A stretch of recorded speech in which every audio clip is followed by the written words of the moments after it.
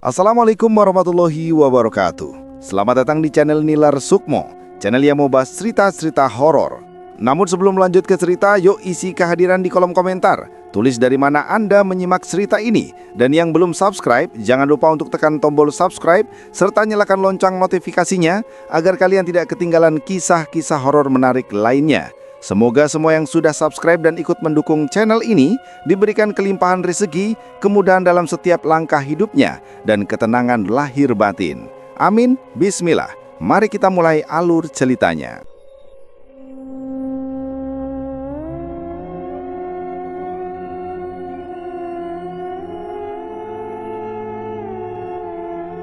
Di Karawang, pernikahan Faris, Rania, retak saat Zidan, adik Faris, memikat Rania dengan pelet bulu perindu.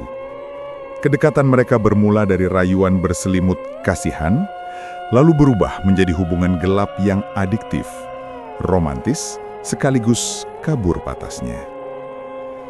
Ketika Rania hamil, rumah terasa makin dingin. Bisikan dari kendi terdengar tiap malam, dan aroma minyak misik memerangkap udara.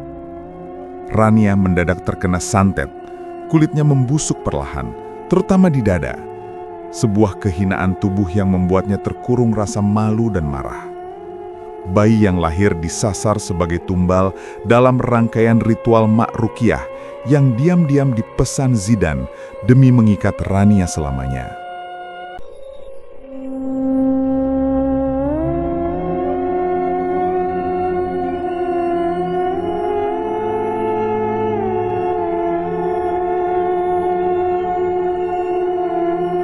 Tak lagi mengkilap, tapi bersih.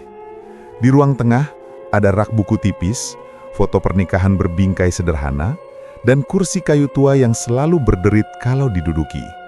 Di kamar, di bawah ranjang, tersimpan sebuah kendi tanah liat berwarna coklat, bertutup kain hitam dan tali rapia. Di dalamnya, minyak misik putih yang wangi getir, dan sehelai bulu halus sepanjang jari telunjuk. Orang kampung menyebutnya bulu perindu. Sejak beberapa hari Rania sulit tidur. Ia akan mematikan lampu, membenarkan selimut, memejamkan mata, lalu ada sesuatu yang menahan nafasnya. Sunyi yang terlalu sunyi. Sunyi yang tidak kosong, justru seperti menunggu. Malam itu hujan tipis turun, menepuk genting, menetes ke talang yang retak. Rania bergoling, menatap siluet wajah Faris di sampingnya. Suaminya tidur pula setelah lembur di gudang. Dada Faris naik turun stabil.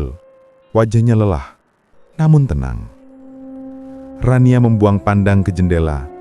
Tirai bergerak pelan, padahal tidak ada angin dari luar.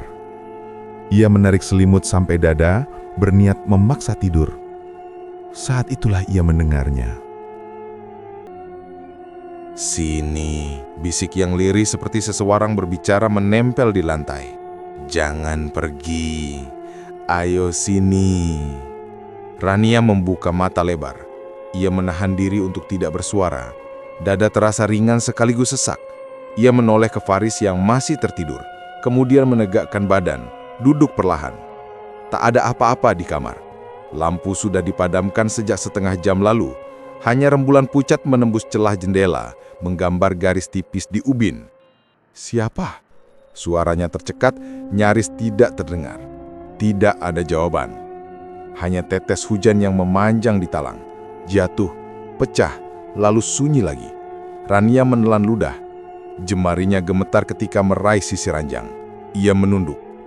Kain hitam penutup kendi terangkat sedikit, seperti terpegang tangan kecil dari dalam. Rania membatung. Lalu tutup kain itu bergerak perlahan dan kembali diam. Hanya beberapa detik, namun cukup untuk membuat bulu kuduknya meremang. "Bang!" bisiknya menyentuh lengan Faris. "Bang, bangun bentar." Faris menggerakkan kepala.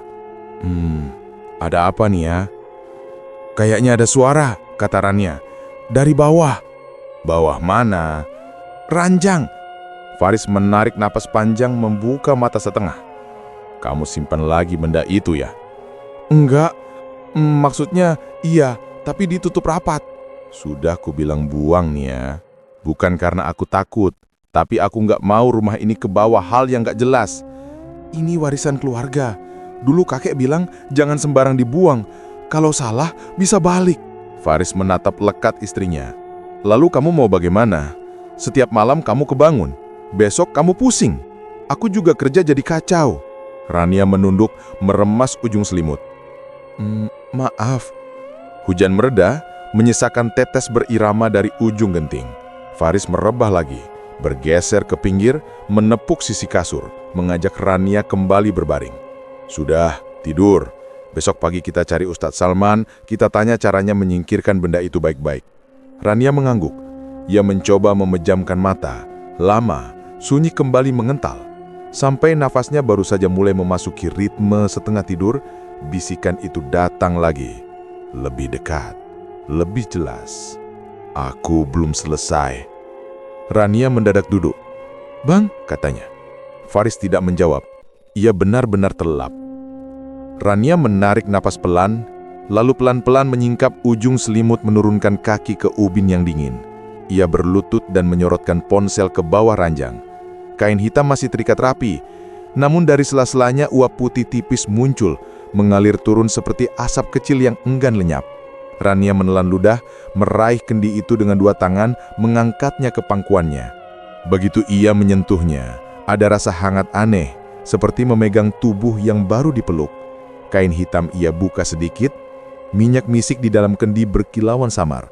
Bulu halus itu bergerak, bukan terbawa goyangan tangan, tetapi melayang perlahan membentuk pusaran kecil, seperti ada arus di dalam cairan yang tenang. Rania menutup kembali tutup kainnya, memeluk kendi erat-erat. Ini cuma efek mata, gumamnya untuk dirinya sendiri. Aku capek.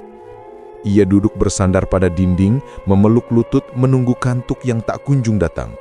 Di luar, suara motor sesekali melintas. Seekor kucing mengeong lalu hilang. Jam dinding berdetak lambat. Rania tetap terjaga sampai azan subuh. Begitu tipis cahaya pagi menyelinap, ia akhirnya meletakkan kendi kembali ke bawah ranjang, menutupnya rapi. Di cermin lemari, wajahnya terlihat lebih pucat daripada biasanya. Pagi itu, Faris berangkat lebih awal. Aku pulang sore. Kalau kamu sendirian, jangan buka pintu buat orang yang gak dikenal. Iya. Faris mengangguk lalu pamit. Rania menyapu rumah pelan-pelan, mengganti sprei, menjemur bantal. Bau wangi minyak misik masih samar di kamar, seperti menempel di udara. Pada siang yang malas itu, Zidan datang. Suara motornya lebih nyaring daripada motor orang lain. Ia memarkir di depan pagar, melambai. Assalamualaikum. Waalaikumsalam, jawab Rania. Ia membuka pintu, berdiri di ambang. Faris lagi kerja. Aku tahu, Zidan menyeringai kecil. Aku diminta cek kunci gudang yang nyangkut. Sekalian mampir. Kamu kelihatan capek, Rania. Rania ingin melutup pintu, tapi tidak sopan. Masuk aja, aku bikin teh. Zidan melangkah masuk. Ia menyapu ruangan dengan tatapan cepat, berhenti sejenak di foto pernikahan di dinding. Kalian cocok, katanya ringan.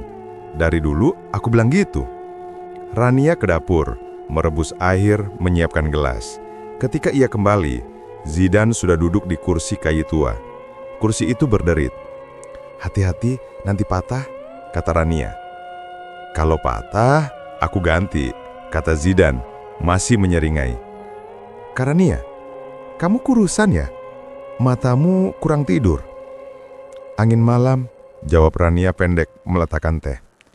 Zidan meraih gelas. Ujung jarinya menyentuh jari Rania. Sentuhan sesingkat engsel pintu yang nyaris tertutup. Tapi cukup untuk membuat Rania menarik tangan. Jantungnya berdebar tak karuan. Zidan menatapnya sekilas. Tidak berkomentar. Senyumnya tidak lebar, tapi juga tidak hilang. Kalau Rania butuh apa-apa, telepon aku, katanya. Bang Faris sering sibuk.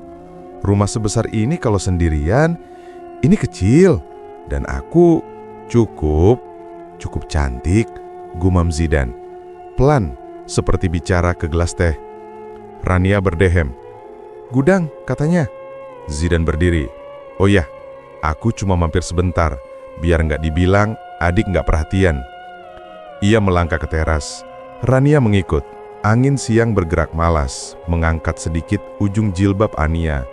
Zidan memandang, matanya lama, seolah ada sesuatu yang ingin ia ucapkan. Lalu urung. Ia menyalakan motor. Kalau malam kamu dengar suara, jangan dibuka pintunya. Kadang suara itu pandai meniru. Rania terdiam. Kamu dengar apa? Zidan senyum tipis. Nada orang ngantuk. Ia pergi. Rania berdiri di teras beberapa detik, memandangi jalan tanah yang mulai kering. Di dadanya ada perasaan aneh, campuran hangat yang menegangkan. Tidak enak, tapi tidak juga menyakitkan. Seperti menahan sesuatu yang ingin keluar. Ia kembali ke dalam. Hujan kembali turun sebentar, lalu berhenti.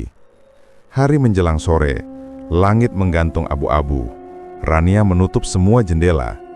Ia menyalakan lampu ruang tengah, menumpuk baju untuk disetrika. Ketika ia masuk kamar, bau minyak misik menyerbeb lebih kuat. Bukan dari aku, gumamnya, mengendus lengan baju.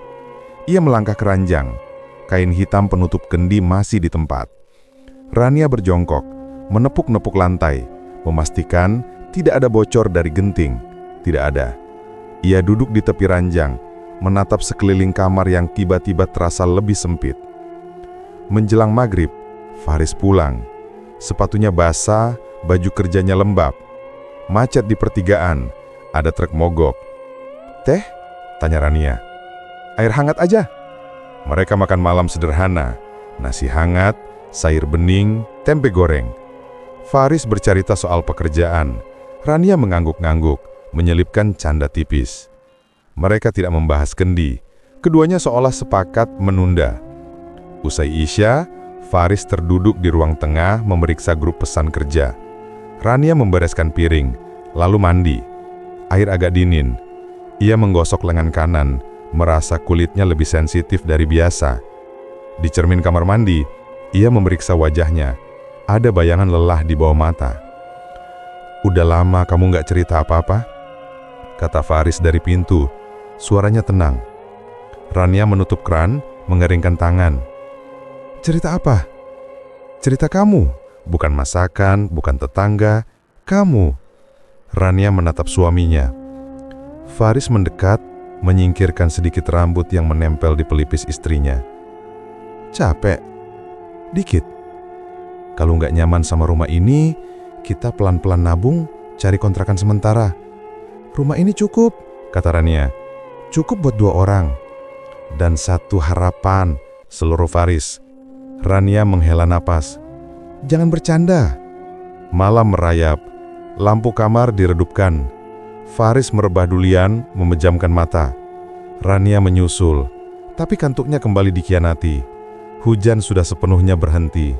Hening itu lagi. Hening yang seperti berdiri di sudut ruangan, mengawasi. "Rania?" Bisikan itu sangat pelan, tapi jelas. Rania menahan napas. "Siapa? Jangan pergi. Sini." Rania memedang dada sendiri. Jantungnya memukul-mukul tulang rusuk. Ia melirik Faris, tidur. Ia menoleh ke arah jendela, gelap. Lalu dari bawah ranjang terdengar bunyi kecil, seperti sesuatu menyentuh dinding tanah liat kendi. Tik, tik, tik. Ia tidak mau menyentuhnya lagi, tapi rasa ingin tahu menariknya seperti magnet. Rania duduk, menyingkap selimut, dan meraih kendi. Hangat itu menyapa telapak tangannya lagi. Ia meletakkan kendi di pangkuan, membuka sedikit kain. Minyak misik memantulkan cahaya lampu tidur. Bulu halus itu kembali bergerak lebih cepat, membentuk lingkaran rapat, seperti menari. Rania menutup kembali, tangannya bergetar. Ia menoleh ke cermin lemari di seberang, siluetnya duduk, memeluk kendi, bahunya naik turun pelan.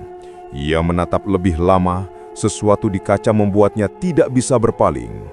Di belakang siluetnya, tepat di atas punggung, ada bentuk gelap, sepasang lengkung samar, seperti lengan yang melingkai tubuhnya dari belakang, menempel, menahan, memeluk.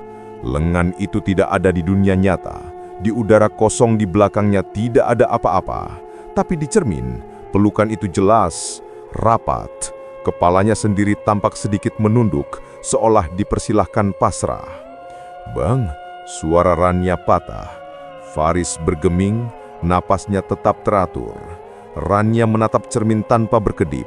Lingkaran bulu di dalam kendi semakin cepat berputar, menimbulkan riak-riak kecil yang memukul dinding tanah liat dari dalam.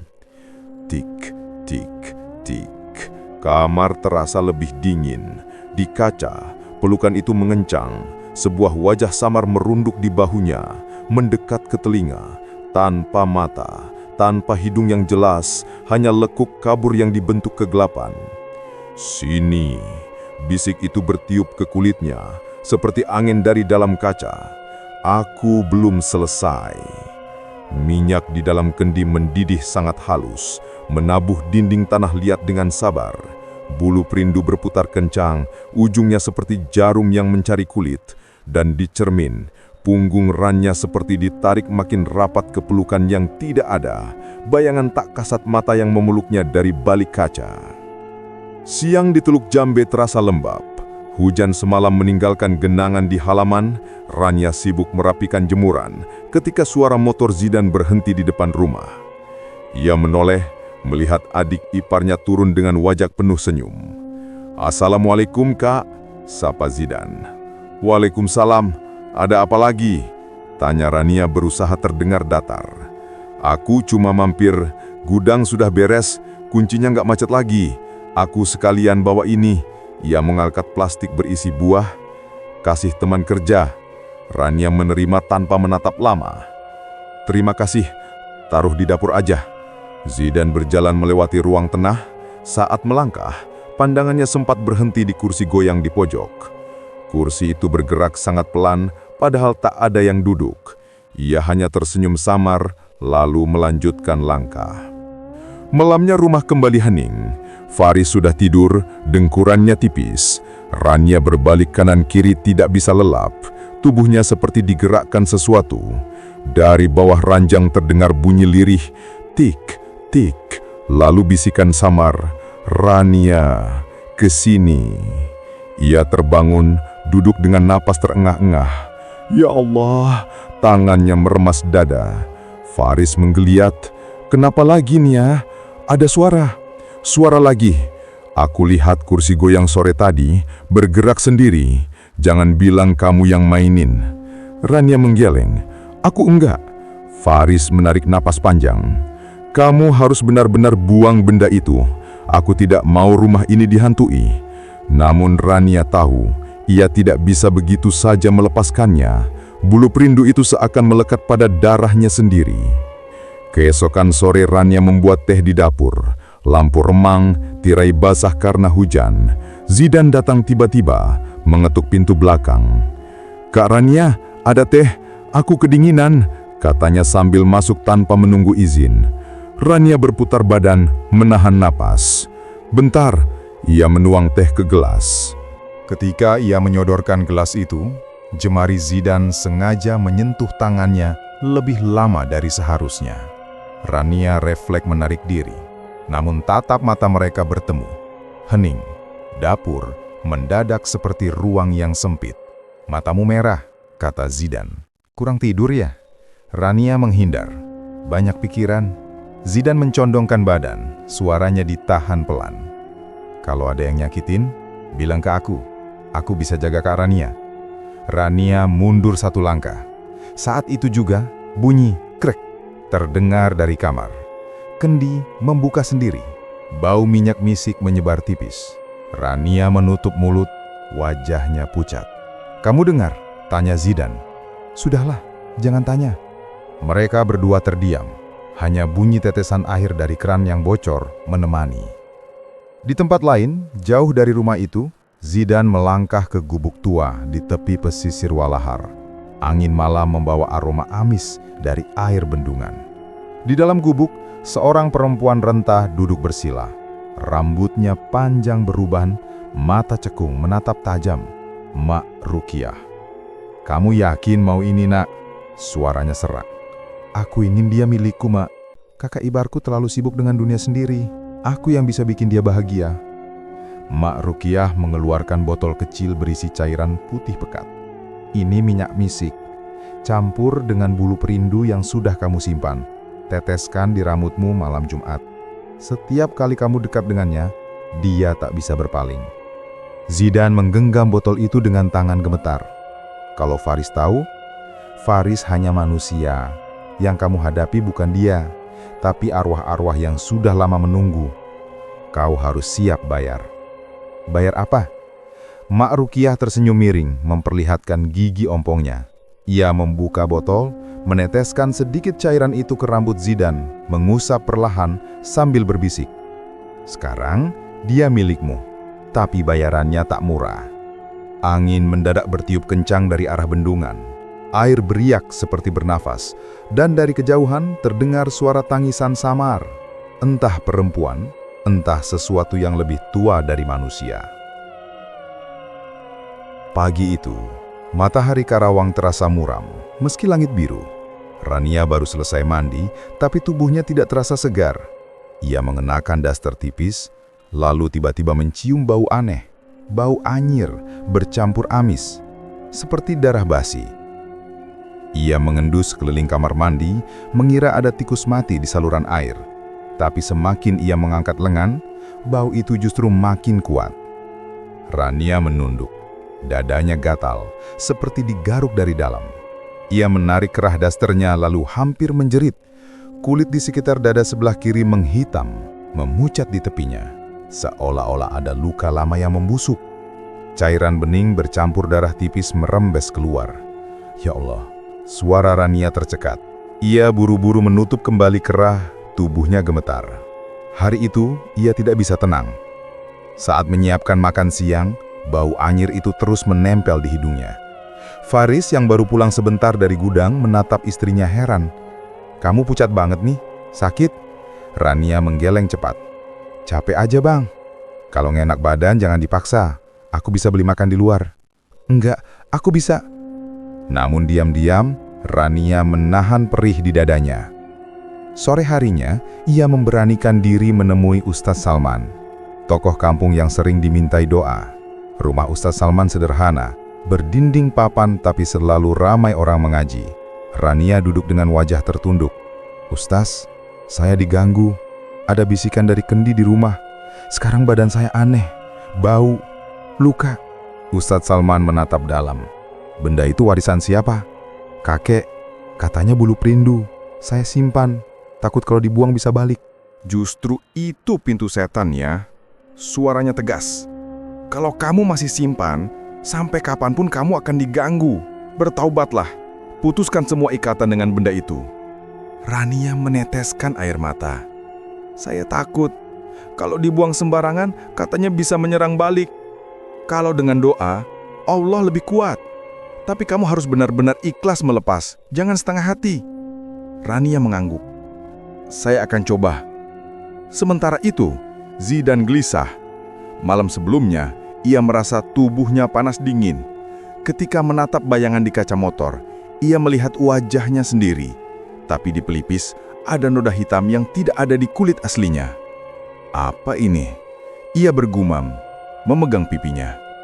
Malam itu, ia bermimpi aneh. Rania duduk di kursi goyang, menatapnya dengan senyum samar. Rambutnya panjang, bau minyak misik memenuhi ruangan. Zidan mendekat, ingin menyentuh tangan Rania. Tapi begitu jarak tinggal sejengkal, dadanya sendiri seperti ditarik. Benang hitam keluar dari kulitnya, menempel ke tubuh Rania. Ia terbangun dengan keringat bercucuran. "Jangan-jangan pelat ini balik ke aku," gumamnya panik. Di rumah, Rania masuk kamar mandi malam hari. Ia ingin membersihkan diri lagi, berharap bau anyir hilang. Tapi ketika air menyentuh kulitnya, rasa gatal berubah jadi perih. Ia melihat sesuatu keluar dari pori-pori dadanya. Benang hitam tipis, licin, panjang, seperti akar kecil. Rania menisak, berusaha menariknya, tapi benang itu menjerit dalam pikirannya, seperti suara anak kecil berteriak. "Astagfirullah!" Rania menjatuhkan diri ke lantai, memegangi dadanya. Ia bangkit menatap cermin. Bayangan dirinya tampak kusut, rambut basah menempel di pipi. Tapi dari dalam cermin, ia melihat lebih jelas, ada tangan kecil, pucat, dengan kuku panjang, mencakar dari balik kulit dadanya, berusaha keluar. "Tidak, tidak!" Rania mundur, menabrak pintu kamar mandi. Faris yang mendengar jeritan segera mengetuk. "Nia, kamu kenapa?" Rania buru-buru menyiram dada dengan air, menutup kerah, membuka pintu. "Aku jatuh, nggak apa-apa." Wajahnya pucat, tapi ia tersenyum paksa. Faris menatap curiga. "Kamu sembunyikan sesuatu kan?" "Enggak bang, benar." Faris tidak menekan, ia hanya menepuk bahu istrinya. "Besok kita bawa benda itu ke Ustadz Salman. Aku nggak mau kamu sakit terus." Tengah malam, rumah hening. Rania terbangun karena bau anyir semakin kuat. Ia menoleh ke bawah ranjang dan membeku. Kendi itu kembali utuh, berdiri di tempat semula, bersih, seolah tidak pernah pecar semalam. Bulu perindu di dalamnya bergerak perlahan, seperti sedang menunggu. Perut Rania semakin besar. Usia kandungannya memasuki bulan ke-7, namun tubuhnya semakin lemah, seperti disedot sesuatu dari dalam. Malam-malamnya dipenuhi bisikan yang datang dari kendi di bawah ranjang. Suaranya jelas, bukan lagi lirih. Yang lahir, tukar saja, dengan tenang, dengan damai. Rania menutup telinga, berguling di ranjang, tapi suara itu tidak pernah hilang. Kadang terdengar dari sumur belakang, kadang dari dinding kamar. Janinnya bergetar setiap kali bisikan itu muncul, membuat Rania menggenggam perutnya erat sambil menangis. Suatu sore, Faris pulang lebih awal. Ia melihat istrinya duduk di teras, wajahnya pucat, napasnya pendek-pendek. "Nia, kamu nggak boleh terus begini," ucap Faris khawatir. "Kalau kamu sakit, anak kita juga bisa kenapa-kenapa." "Aku takut bang," suara Rania pelan. "Bisikan itu minta sesuatu, aku nggak sanggup." Faris terdiam, tidak tahu harus berkata apa. Saat itu, Zidan datang, membawa plastik berisi buah dan obat herbal. "Bang, aku punya kenalan yang bisa nolong," kata Zidan sambil melirik Rania. "Mak Rukiah, dia ngerti cara menjaga kandungan dari gangguan gaib." Faris menatap adiknya ragu. "Dukun, aku nggak mau." "Bukan sekedar dukun, dia ngerti doa-doa juga. Kalau nggak dicoba, bagaimana kalau Rania tampak parah? Kamu sendiri lihat kan?" Rania menunduk, matanya berkaca-kaca. "Aku nggak kuat bang." Faris menghela napas panjang. "Baiklah, kita temui dulu. Tapi kalau dia macam-macam, aku tarik kamu." Malam itu, mereka bertiga menemui Mak Rukiah di rumah reot dekat pesisir Walahar. Udara dingin menusuk. Perempuan tua itu menatap Rania lama, matanya cekung tapi tajam. "Kandungannya berat," katanya lirih. "Ada yang menempel. Kalau mau selamat, harus ada ritual. Tapi apa?" tanya Faris. "Harus ada tumbal." Faris langsung tegang. "Tidak, aku nggak mau." Mak Rukiah tersenyum tipis. "Kalau tidak, jangan salahkan aku kalau nanti yang lahir tidak bernapas." Rania menunduk, air matanya jatuh. Zidan justru mendekat. "Kalau itu syaratnya, aku sanggup. Yang penting Kak Rania selamat." "Zidan," bentak Faris. "Aku serius bang. Apa kamu tega lihat dia menderita tiap malam?" Zidan balas menatap dengan mata panas. Rania hanya terisak. Perutnya mendadak bergerak keras, seolah janin di dalamnya menendang marah. Ritual ditentukan malam Jumat di sawah Karawang yang luas. Malam itu, langit kelam, bintang tertutup awan. Mak Rukiah sudah menyiapkan kain putih panjang yang ditancapkan di 4 penjuru sawah. Aneh, kain itu berkibar meski udara diam, tidak ada angin sama sekali. Faris berdiri gelisah, menatap sekeliling. "Ini tidak benar." "Diam saja, biar aku pimpin," ujar Mak Rukiah. Ia mulai melantunkan doa, tapi bukan doa yang dikenali Faris. Kalimatnya terbalik, cadel, bercampur tawa lirih.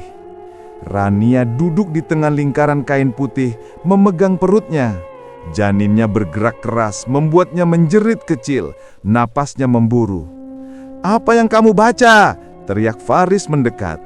"Doa keselamatan," jawab Mak Rukyah singkat. Namun Faris tahu bukan itu. Suara Mak Rukyah berat, bergema seperti datang dari banyak mulut sekaligus. Zidan berlutut di samping Rania, menggenggam tangannya. "Tenang Kak, semua akan baik-baik saja." Rania menoleh dengan mata penuh air. "Zidan, kenapa kamu lakukan ini?" "Karena aku gak mau kamu hilang. Aku lebih rela apapun terjadi, asal kamu hidup." Tiba-tiba, kain putih di 4 penjuru bergerak makin kencang. Dari tanah muncul aroma amis. Suara-suara samar terdengar seperti bayi menangis di kejauhan. Rania menjerit, memeluk perutnya.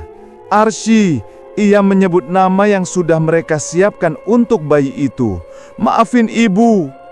Faris berlari menarik Rania dari tengah lingkaran. "Cukup!" Mak Rukyah berteriak marah. "Kalau kau hentikan, anak itu tidak akan selamat." Namun Faris tetap memeluk Rania erat, membawanya keluar lingkaran. Zidan berdiri terpaku, wajahnya pucat. Ia menatap Faris dengan mata penuh amarah sekaligus takut. Saat azan subuh berkumandang dari surau jauh di desa, seluruh lampu rumah mereka padam serentak. Rania duduk di lantai, memeluk perutnya sambil menangis, tubuhnya gemetar hebat. "Arsy, maafin ibu," bisiknya. Air matanya jatuh membasahi kain daster. Hening, hanya sisa gema azan yang menyayat udara, sementara di luar, kain putih di sawah masih berkibar sendiri meski angin sudah berhenti. Hujan Karawang turun sejak dini hari, tebal seperti tirai yang menutup jendela dunia. Rania terbaring di ranjang dengan napas pendek-pendek, keningnya basah, telapak tangannya mencari-cari sesuatu yang tak ada.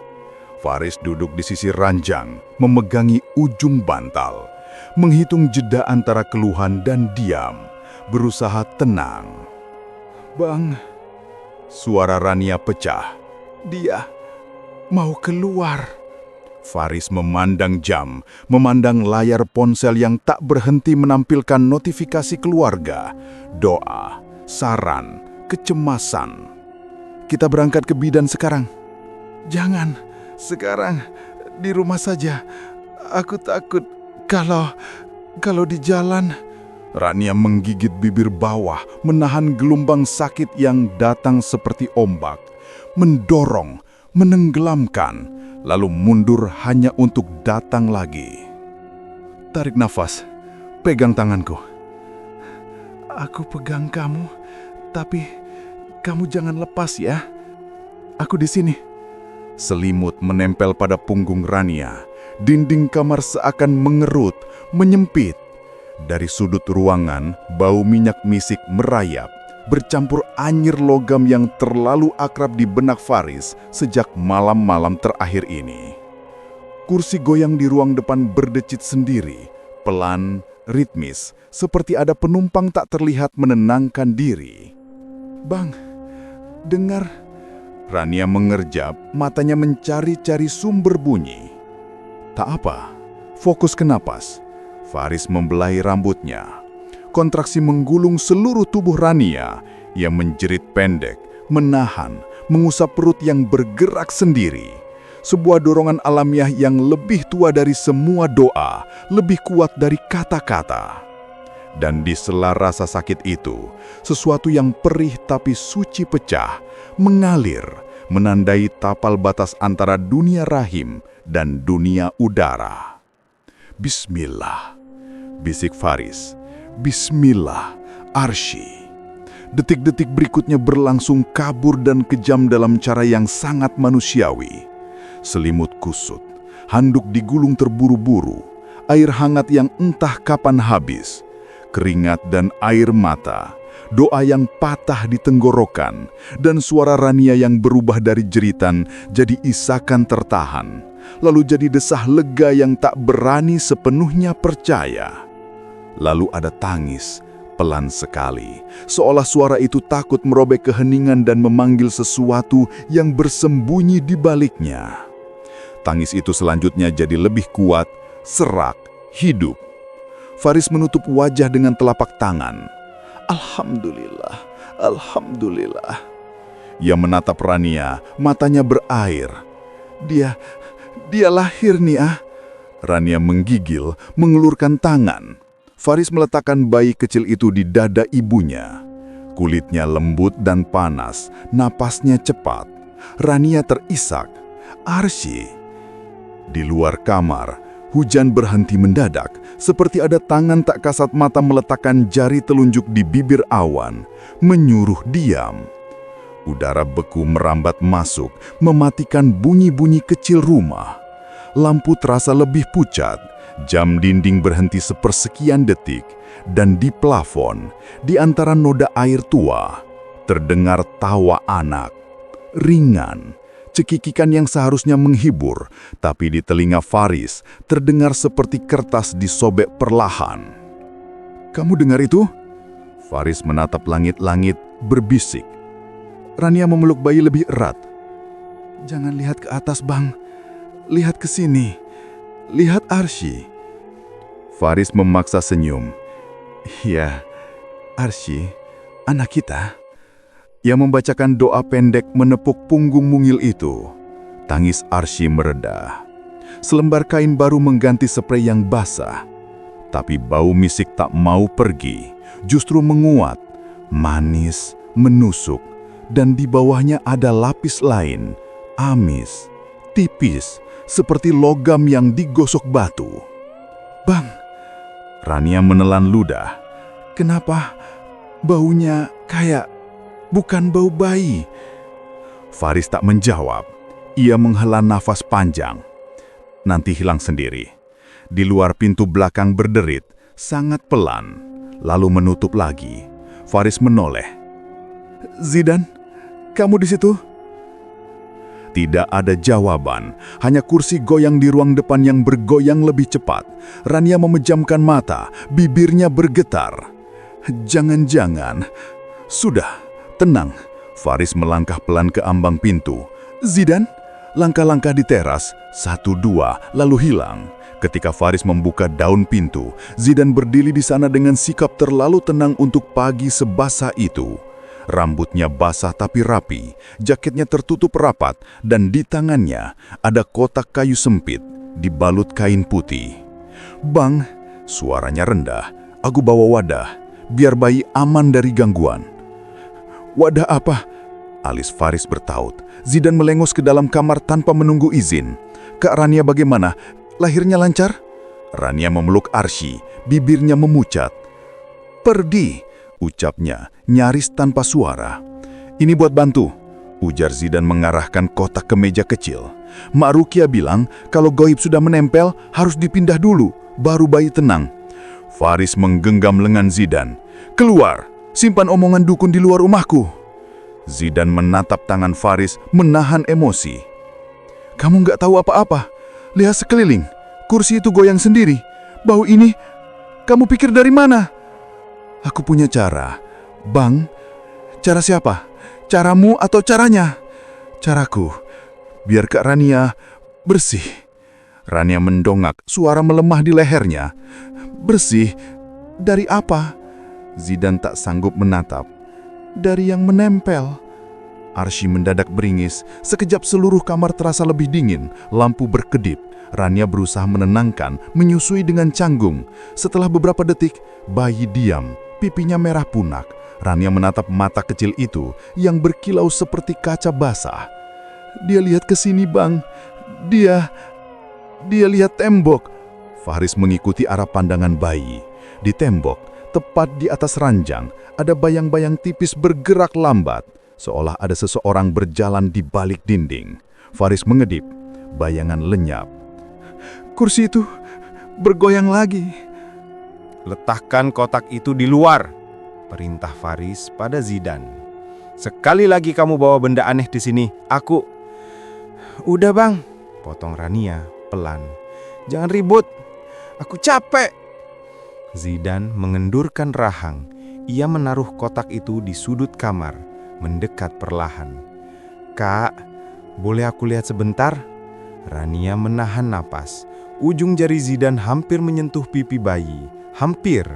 Rania menarik Arsy cepat sekali, seperti naluri yang menyala dari sumsum. "Jangan!" Kursi goyang di ruang tengah berhenti seketika, lalu bergerak lagi, lebih cepat, seperti didorong marah. Di bawah ranjang, kendi mengeluarkan bunyi krek. Tutupnya seperti sedikit terangkat tanpa tangan. Bau misik langsung memukul tenggorokan. "Bang, tolong ambilkan selimut!" pinta Rania terburu-buru. "Yang hangat!" Faris bergegas ke lemari. Sementara ia membelakanginya, Zidan menunduk ke Arsy. Suaranya menetes halus. "Kamu harus tenang, nak. Wadahnya sudah siap." "Zidan!" Faris menoleh, menatapnya sampai Zidan mundur setapak. "Kamu dengar istriku?" Zidan mengangkat kedua tangan, kalah. Tapi matanya tetap menatap bayi itu seperti sesuatu yang diinginkan dan ditakuti bersamaan. Siang merambat, menghapus sisa hujan, tapi dingin tinggal di ruangan, seperti tamu yang menolak pulang. Rania tertidur sekejap-sekejap, mata terpejam, air mata jatuh tanpa disuruh. Tubuhnya setengah sadar. Orang yang lewat di mimpi bercampur dengan bayangan yang berdiri di sudut kamar. Faris menyiapkan air hangat, mengganti kain, menjemur sprei. Tapi apapun yang ia lakukan, bau misik tetap tidak enyah. Ia menyelinap di lipatan bantal, bersembunyi di garis kusen, melapisi udara seperti debu yang tak kelihatan. Ketika sore jatuh, hal yang tak masuk akal mulai menjadi pola. Jejak kaki basah, begitu kecil bulat rapi, muncul dari dekat ranjang menuju jendela. Faris mematung. Air menetes dari bekas telapak itu, padahal lantai kering. Jejaknya berhenti di bawah kaca, lenyap seperti dihapus tangan tak terlihat. "Bang," Rania memanggil. Suaranya serak. "Kamu di mana?" "Di sini." Faris menutup jejak dengan handuk, lalu mendekat. "Kamu butuh apa?" "Dia ketawa di atas." Rania menatap plafon, bibirnya gemetar. "Kamu dengar nggak?" Faris diam. Di atas, tawa kecil memang terdengar, bukan dari mulut Arsy, tapi dari ruang kosong di antara balok kayu. Cekikikan yang jatuh seperti tetes air, memantul lalu hilang. Faris mengusap kepala Rania. "Baca doa, aku di sini." Zidan mondar-mandir di ambang pintu. "Kalau kita pindahin dulu sementara, Bang, ke dalam wadah ini, hanya semalam, demi aman." "Diam!" Faris menatap tajam. "Kamu tidak sentuh anakku." Zidan menelan ludah, menahan sesuatu yang menggulung-gulung di lehernya. Ia melirik ke bawah ranjang, ke arah kendi. Tutupnya bergetar pelan, lalu diam lagi, seakan menunggu aba-aba. Malam turun terlalu cepat, udara menipis. Rania mengganti kain bedong Arsy, kain mama basah dengan bau yang mengambang. Bukan hanya susu, tapi misik yang manis sekaligus amis samar yang bikin perut ingin menolak. Pada saat itulah, dari arah lantai, terdengar suara bayi menangis. Tapi bukan dari pelukan Rania, bukan dari ranjang. Suara itu datang dari bawah, dari dalam kendi. Rania membeku. "Bang!" Faris mendengar juga.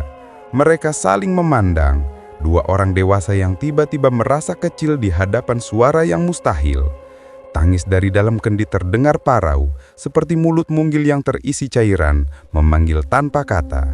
Rania memeluk Arsy makin erat. Bayi di pelukannya tidur, damai. "Ini apa ya?" Faris melangkah pelan ke bawah ranjang.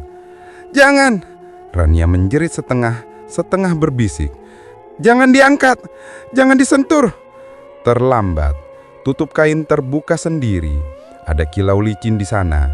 Ada putaran bulu halus yang bergerak. Dan di sela riak cairan, seperti ada bentuk kecil mengambang, samar, berusaha menggapai permukaan. "Bismillah." Faris mundur, menahan muntah. Ini bukan dari Allah.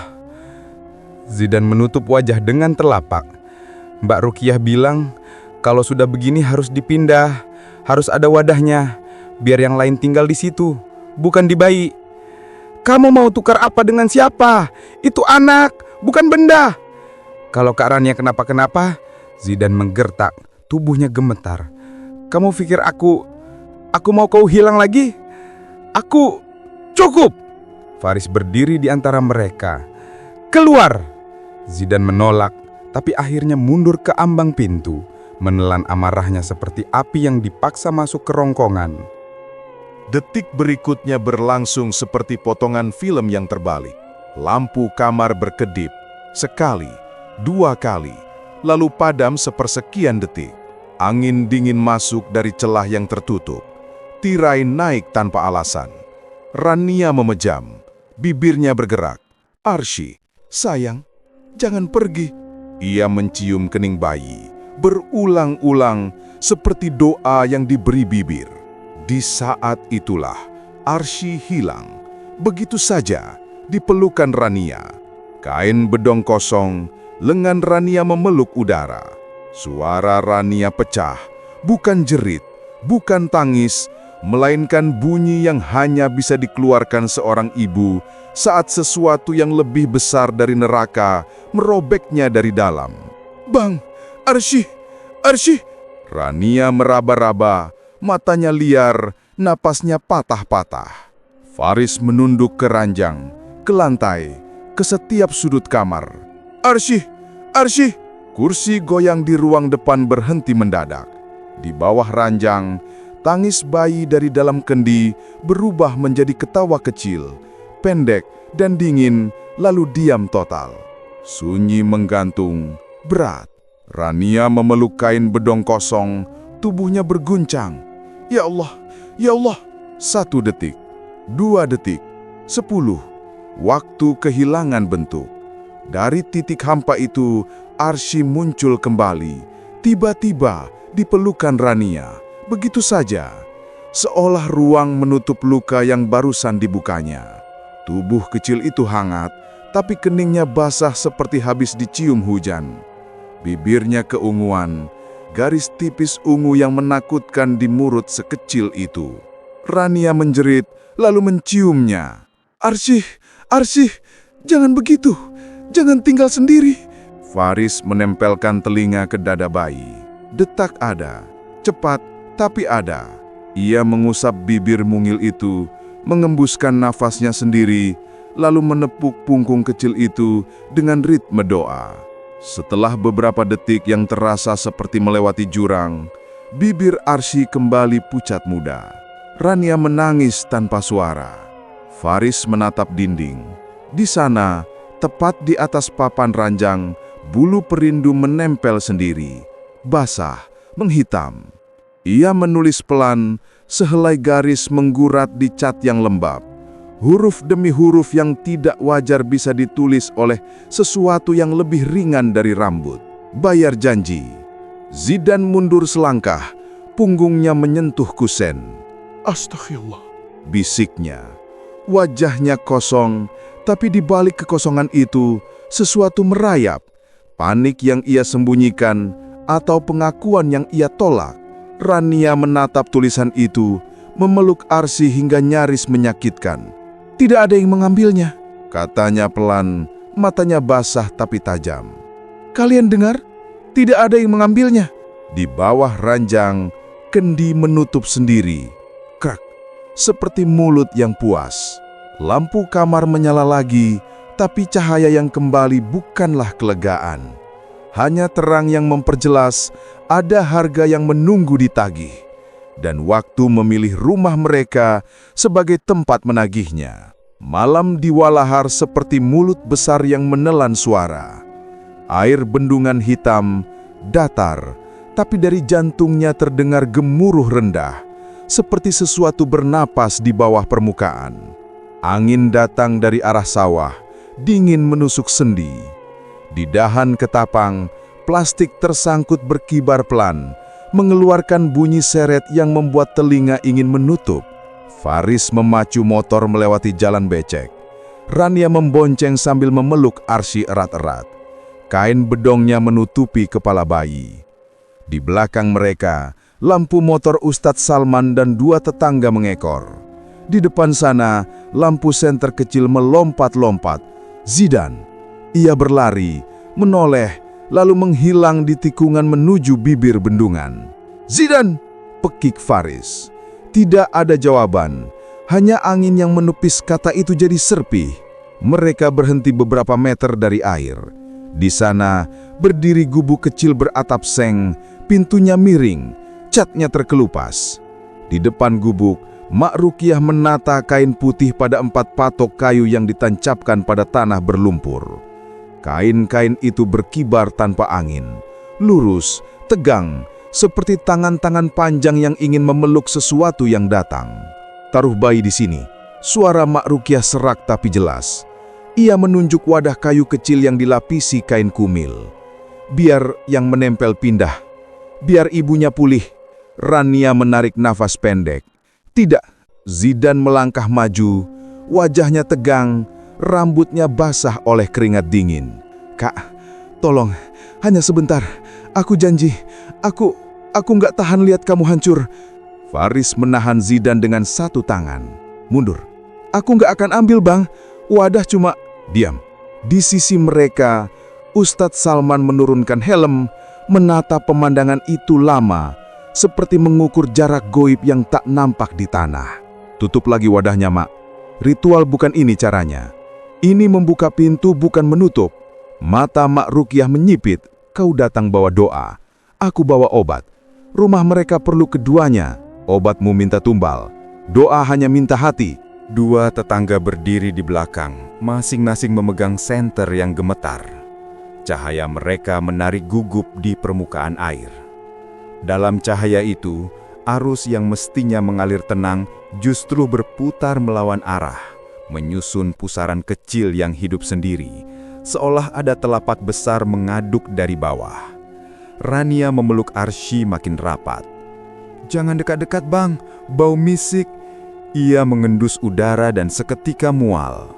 Ada manis anyir yang menempel, aroma yang selama berbulan-bulan tak mau pergi dari bantal, dari dinding, dari tubuh. Mak Rukiah menengadah, bibirnya berkomat kamit. Bukan doa yang Rania kenal. Suara itu terbalik, seperti kaset yang diputar mundur. Kata-kata itu memantul di air, memelan, lalu kembali lebih berat. Kain-kain pada patok berkibar makin tegang, seperti kulit yang menahan nafas. "Jangan dengarkan," bisik Ustadz Salman, mendekat ke Rania. "Pegang ini." Ia menyodorkan tasbih kayu kecil. "Baca yang kamu bisa." "Aku takut, Ustadz. Kalau aku diam, mereka marah. Kalau aku bersuara, mereka dengar." "Allah lebih dengar," jawabnya singkat. Zidan melangkah ke Faris lagi. Nada suaranya pecah. "Bang, lihat Rania, lihat tangannya dingin, lihat matanya. Kita sudah terlalu lama. Aku salah, tolong kita selesaikan malam ini."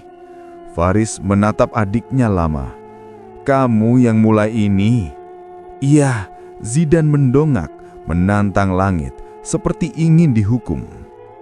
"Iya, aku yang mulai, aku salah. Tapi aku juga mau yang benar sekarang, biar aku yang bayar."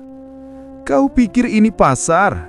Kau pikir dosa bisa ditukar dengan uang kembalian?" Zidan memejam, mengangguk kecil, seperti menelan paku. Mak Rukiah menepuk wadah kayu. Plok, plok, plok. Bunyi itu memanggil sesuatu dari air. Pusaran di permukaan melebar.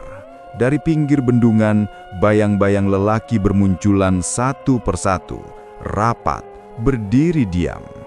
Wajah-wajah yang pernah Rania lihat dalam mimpi buruk, mata-mata yang pernah ia tinggalkan di tikungan pasar, tangan-tangan yang dulu menyodorkan hadiah, dompet, janji yang manis, lalu pulang dengan kepala kosong. Mereka berdiri seperti saksi. Sebagian menggenggam sesuatu yang tak terlihat, sebagian memeluk air seperti menimbang bayang anak.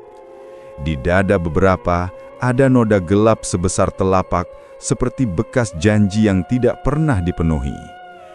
"Jangan lihat mereka," ujar Ustadz Salman, mendekat ke Rania. "Kita pulangkan yang bukan hakmu, wahai yang menempel." Suaranya rendah, mantap. Ia mulai ruqyah.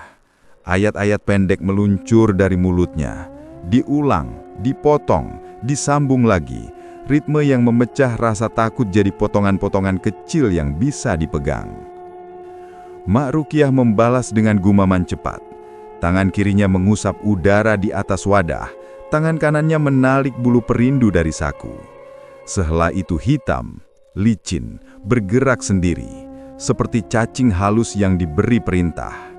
Ia meneteskan misik ke ujungnya. Aroma langsung meledak di udara. Rania tersentak, rambutnya terangkat oleh angin yang tak ada. Bebas dari jilbabnya yang melorot, seolah nafas panas dari bawah permukaan air menyalakan helaian itu satu-satu. Ada sensasi terbakar di kulit kepala. Bukan api yang terlihat, tapi panas yang merayap dari akar rambut, naik ke ubun-ubun, menuruni tengkuk. "Aku nggak kuat," Rania meringkuk, memeluk Arsy lebih erat. "Ustadz, aku takut dia diambil. Aku takut, aku takut." "Lihat aku," kata Ustadz Salman lagi. Matanya tajam, suaranya jadi jangkar. Bang Faris berdiri di sampingnya, tahan bahunya. Kalau ada yang berbicara dari mulutnya, jangan diikuti. Faris menempatkan diri, satu telapak di bahu Rania, satu lagi menahan punggung. "Aku di sini." "Zidan," Ustadz Salman menoleh. "Mundur, lepas semua niatmu sekarang juga." Zidan menggigil, berdiri tepat di garis patok. "Kalau aku mundur dia hilang." "Kalau kamu maju, kalian tiga-tiga hilang," balas Ustadz Salman tanpa menaikkan suara. Di air, pusaran melebar, melawan arus. Busanya memutih tapi tidak memecah, hanya berputar makin cepat, seperti mata yang dibuka lebar dan menelan cahaya. Bayang-bayang lelaki di pinggir air mulai mengangkat tangan. Serempak. Dalam serempak itu ada irama yang bukan manusia. "Taruh bayi," ucap Mak Ruqyah. Suaranya bukan tanya, tapi perintah yang berat. "Hanya sebentar." Rania justru memeluk Arsy lebih kuat sampai sendinya sendiri nyeri. "Tidak." Mak Ruqyah tersenyum. "Kau pikir ia milikmu? Sudah terlanjur kau sebut namanya di tempat yang salah, pada malam yang salah, di bawah ayam yang salah. Mereka dengar." "Cukup." Ustadz Salman melangkah lebih maju, mengangkat tangan. Doanya menajam, suaranya menusuk masuk ke celah-celah bunyi air, menolak suara lain yang mencoba menyelinap. Zikirnya memukul permukaan bendungan seperti batu kecil berkali-kali, hingga riak berubah ritme. Kulit Rania panas dingin. Dada yang pernah menghitam terasa ditarik dari dalam, seperti ada tali di balik kulit, ditarik ke arah air. Ia menjerit, tapi suaranya bukan suaranya. Sebuah suara lain menyembul dari tenggorokan, liris, rayu, lalu menggeliat jadi tawa pendek. Faris memeluknya lebih kuat. "Ini Rania, kau tidak bicara," katanya ke udara. Zidan menutup telinga. "Mak, hentikan, aku nggak sanggup." "Sekali mulai tak boleh mundur," gumam Mak Ruqyah, terus mengusap bulu perindu di atas wadah. Ujung bulu menuliskan garis di udara, tak terlihat tapi terasa, sebab setelah itu, kain-kain pada patok menegang sampai hampir sobek tanpa angin. Di balik kain, seperti ada bentuk yang mendorong, ingin keluar. Tiba-tiba, korsleting kecil, suara cek tajam, muncul dari senter tetangga. Gelap sejenak, lalu kembali. Dalam gelap yang cuma sekejap itu, Rania merasakan pelukan di lengannya kosong. "Bang!" Suaranya runtuh. "Arsy!" Arsy tidak dipelukannya. Semesta bergerak lambat. Faris berbalik, mata memburu, tangannya menyapu udara. "Arsy! Arsy!" Tangan Ustadz Salman terangkat lebih tinggi, doanya tak putus. Zidan menerobos lingkar kain. "Di sini!" teriaknya, tapi suaranya hilang ditelan angin yang baru datang. Angin dingin yang membuat air mata beku setengah jalan. Arsy tampak sekilas, seperti foto yang diayun di atas wadah kayu, bukan diletakkan. Muncul, kain bedongnya jatuh sedikit. Bibirnya keunguan dalam kilat senter. Rania melompat ke depan, mengulurkan kedua tangan. "Aku di sini, Nak. Ibu di sini." Pusaran di air melebar ke tepi, menyentuh lumpur. Kabut tipis naik dari permukaan, mula-mula malu-malu, lalu tebal, mengembang, menelan lutut, pinggang, lengan. Rania merebut Arsy, ujung jarinya menyentuh ujung kain bedong. Dalam sentuhan itu, ada kehidupan, ada hangat, ada janji. Dan kabut itu memakan. Arsy terlepas dari ujung jari setipis kulit bawang dan menghilang ke dalam putih yang terlalu dingin untuk disebut lembut. Tidak ada bunyi jatuh, tidak ada cipratan, hanya diam mendadak yang mengosongkan dada, merenggut udara dari paru-paru orang yang masih hidup. Pekik Rania pecah, menembus puncak malam. Burung-burung yang tidur di pohon ketapang terbang serentak. Gemerisik sayapnya meledak pendek, lalu hilang. Kursi goyang tak ada di sini, tapi bayang-bayang lelaki di pinggir air serempak menunduk, seperti menyambut. Pusaran memutar sekali lagi, sekali saja, lalu sunyi. Rania berlutut di lumpur, tangan terbuka, tatapan kosong pada kabut. Faris memeluknya dari belakang, rahangnya menggembung menahan suara yang ingin menjadi binatang. Ustadz Salman tak menghentikan doanya. Zidan berdiri kaku, kedua tangannya terjulur ke udara kosong, kehilangan arah, sekaligus alasan. Di walahar, malam menutup mata. Di bawah dermaga, sesuatu yang sejak dulu menunggu, kenyang untuk sementara. Angin yang lewat membawa pulang sisa misik, sisa anyir, dan satu nama yang ditinggal menggantung di bibir orang-orang yang tak berani menyebutnya keras-keras. Arsy. Malam Karawang basah oleh kabut. Setelah kehilangan Arsy di bendungan, tubuh Rania semakin ringkih. Ia tak lagi makan, matanya sayu, suaranya seperti terpotong. Hingga suatu dini hari, Faris menemukannya tergeletak di lantai kamar, bibir pucat, tangan dingin, nafas terakhirnya bagai bisikan yang lebih sunyi dari doa. "Arsy, tunggu ibu." Tubuh itu diam, tapi udara di sekelilingnya tetap berdenyut menyisakan aroma amis bercampur manis minyak misik. Faris mengguncangnya, menjerit memanggil namanya, namun dunia sudah menutup pintu. Tapi kematian Rania bukanlah akhir. Malam-malam setelahnya, Karawang menjadi saksi perubahan. Dari tubuh yang pernah dicintai, lahirlah arwah yang indah sekaligus membusuk. Rania kembali, tak sepenuhnya manusia. Rambut panjangnya mengkilap, kulitnya tampak bercahaya dalam cahaya redup, tapi di dada yang dulu membusuk, kini menguar aroma anyir yang menusuk. Ia adalah Ratu Anyir, sensual, dendam, dan tak bisa ditolak. Zidan merasakan kehadirannya pertama kali. Di kamar kontrakannya, setiap cermin menolak menampilkan wajahnya sendiri. Yang muncul hanyalah Rania, berdiri di belakang, bibirnya menyebut lirih. "Suamiku kecil." Zidan menggigil, tapi matanya terpaku. Ada sesuatu yang sakit tapi nikmat di sana. Dominasi yang menekan dadanya hingga sulit bernafas. Pada malam ketiga, ia terbangun karena sentuhan di leher. Nafas dingin mengusap kulitnya, lembut tapi menusuk tulang. Sprei yang semula wangi sabun berubah amis, basah seperti direndam darah basi. Ia menoleh cepat, tapi hanya menemukan bayangan Rania di sudut kamar, membungkuk, memelototi dengan mata berkilat. "Aku milikmu, Kak Rania." Suara Zidan terpotong. Ia memukul dadanya sendiri, panik. Di kulit dadanya timbul luka busuk kecil, lingkar, lalu menjalar.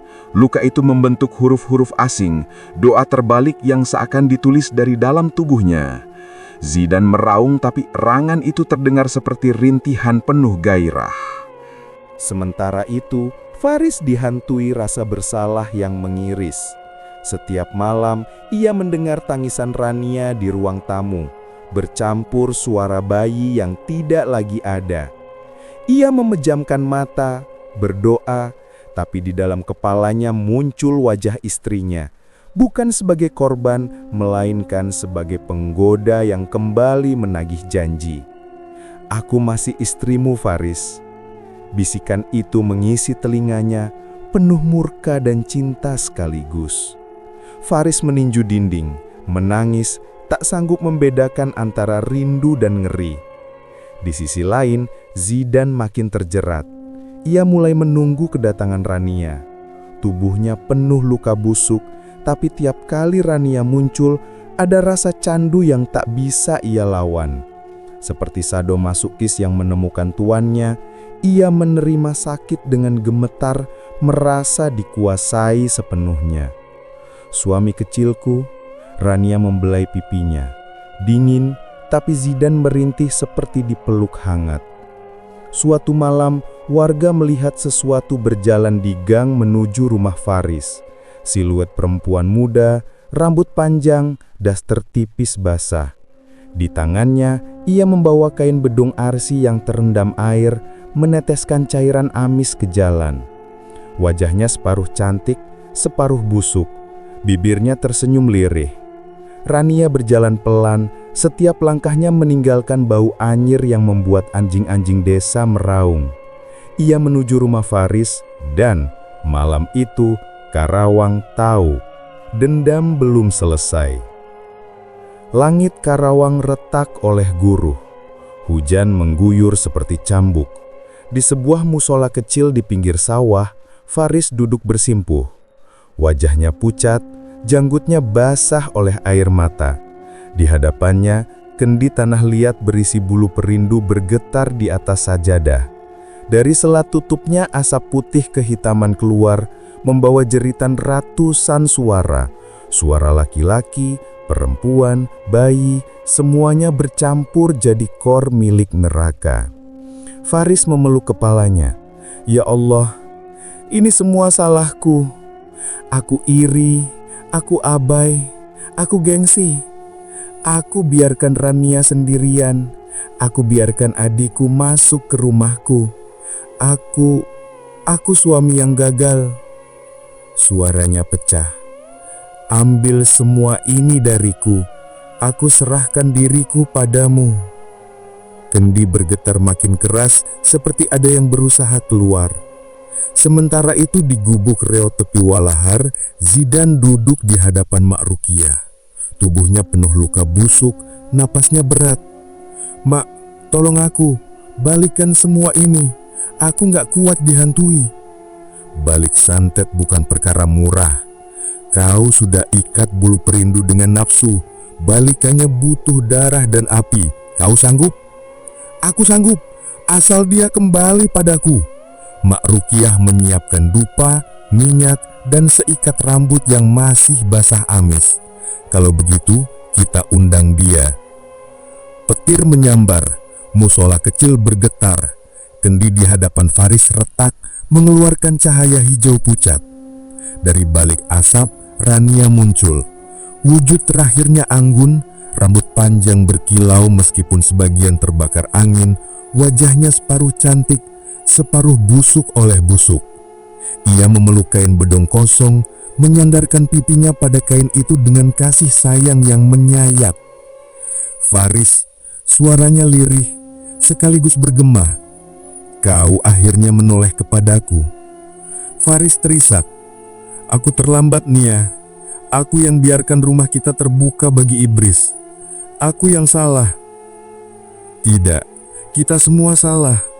Tapi cinta kita tetap ada." Rania tersenyum samar, bibirnya retak. "Aku lelah, aku ingin pulang."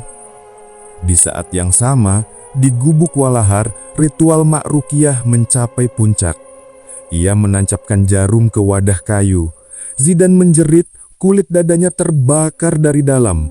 Luka busuk di dadanya menyala seperti bara, menyembur api tak terlihat. Ia meronta, meraih lengan Mak Rukiah. "Mak, tolong aku!" Mak Rukiah justru terseret. Dari bawah lantai gubuk, air hitam memancar menelan kakinya sampai pinggang. Ia menjerit, wajahnya dipelintir panik. "Lepas aku! Lepas!" Tapi semakin ia meronta, semakin dalam tubuhnya ditarik. Dalam sekejap, perempuan renta itu lenyap, hanya meninggalkan kain putih yang terapung di air. Zidan terbakar, kulitnya melepuh, cair, meleleh seperti lilin yang dipaksa padam. Ia merangkak, menatap kosong ke depan. "Kakak Raniah," bisiknya. Lalu tubuhnya runtuh, dagingnya mencair di lantai gubuk yang hancur. Di musola, Faris menghantam kendi dengan batu.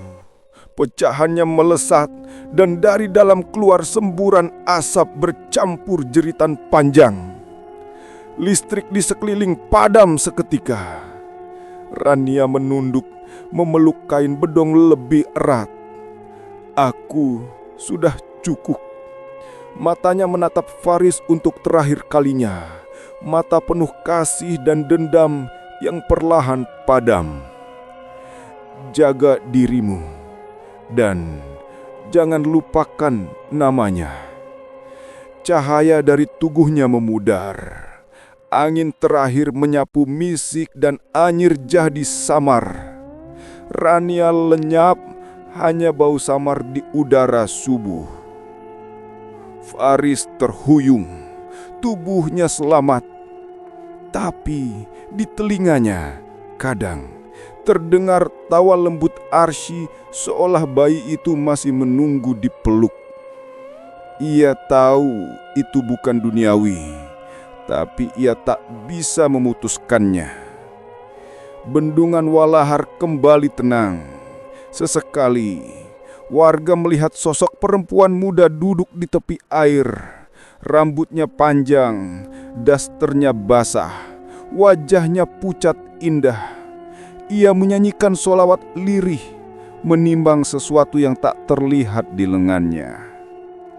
Angin yang lewat membawa bisikan tipis, lembut, tapi menancap di hati siapapun yang mendengar. Aku memaafkan, tapi lupa tak pernah ada. Dan di bawah air hitam Walahar, suara bayi menangis samar, lalu diam lagi. Tamat.